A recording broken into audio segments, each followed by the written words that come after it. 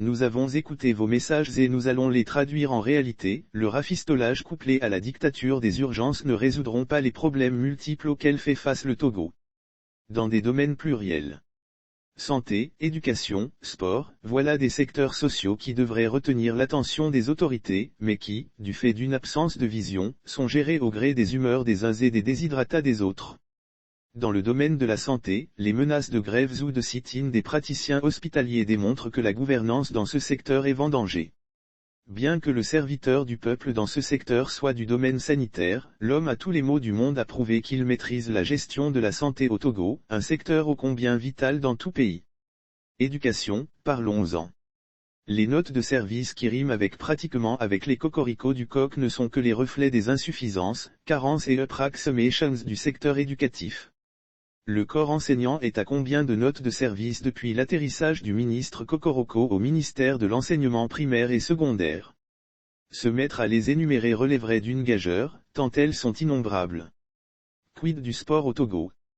Il y a plein de vrais talents locaux, mais il n'y a pas encore d'équipe, s'est ainsi exprimé l'ancien sélectionneur des éperviers Claude Leroy. Lorsqu'il a été récemment évincé, nous disions qu'au-delà de sa personne, il fallait repenser le football togolais.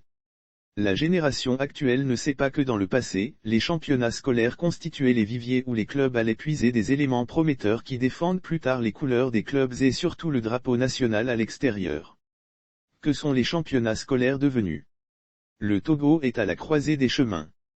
Que ce soit dans le domaine de la santé, de l'éducation et du sport, l'heure est arrivée de mettre la balle à terre, de permettre aux acteurs des divers secteurs de s'exprimer, avec l'obligation de voir leurs avis pris en compte. États généraux. 2 secteurs avaient failli connaître la tenue de ce genre d'assises. Mais était-ce par frilosité, par crainte de voir les mots étalés sur la place publique?